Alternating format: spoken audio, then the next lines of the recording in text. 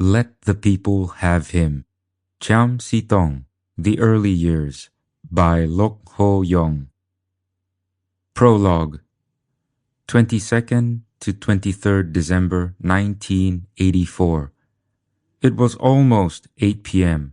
Chiam See Tong got into the car with William Lau at the wheel and Abdul Rahim Valiphoy at the back. They headed for Westlake Secondary School, the counting center for the constituency of Potong Pasir. Singapore was in the midst of a general election.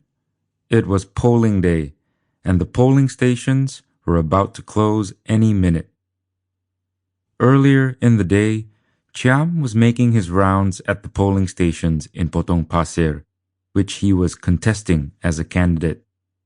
Accompanied by his campaign agents William and Rahim, as well as several other members and volunteers of the SDP, he also made his final rounds of the coffee shops in the constituency, greeting the residents there and canvassing for their support before they were to cast their ballots.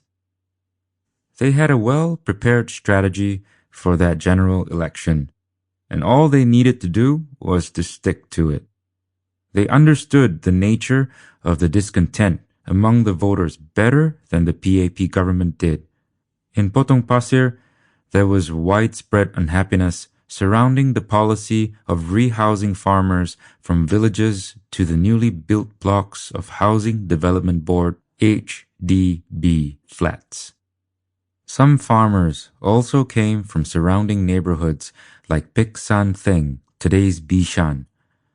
It was part of a national plan to improve the state of housing, a well-intentioned piece of policy, but for the farmers, the problems far outweighed the benefits.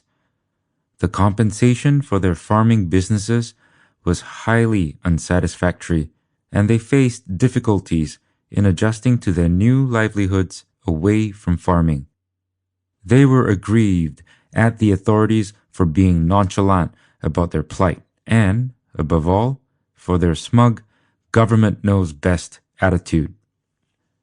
Chiam and his team were far from being strangers to the residents of Potong Pasir.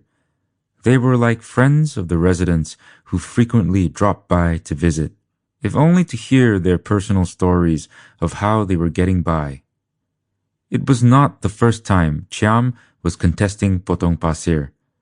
He had previously done so at the 1980 general election and the 1979 by-election for the constituency.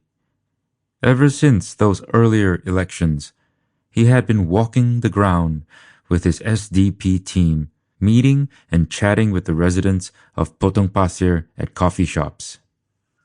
They also handed out copies of their party newsletter, which was the pride of the SDP members who relished their time in its sleek production. Increasingly over the years, Chiam was visiting Potong Pasir every week. Chiam was a candidate of an opposition party, and one who was widely touted as the candidate with a very good chance of winning. For 18 years, no constituency in Singapore had elected candidates of any political party aside from the ruling PAP at general elections. So, for almost 2 decades, only members of one political party entered and sat in the Chamber of Parliament until the by-election in Anson constituency in 1981, which saw the victory of Workers' Party leader Joshua Benjamin Jayaratnam, more popularly known as JBJ. It was a breakthrough for opposition politics in Singapore. Some skeptics thought it was a freak result, especially since the margin of victory was relatively narrow. Others pointed to widespread discontent in the constituency over a housing resettlement issue. Nevertheless, a win for an opposition candidate in Singapore was a political milestone. It remained to be seen if that result would be repeated in the 1984 general election. Nationally, there was palpable resentment at the recent policies of the PAP. Sample complete. Ready to continue?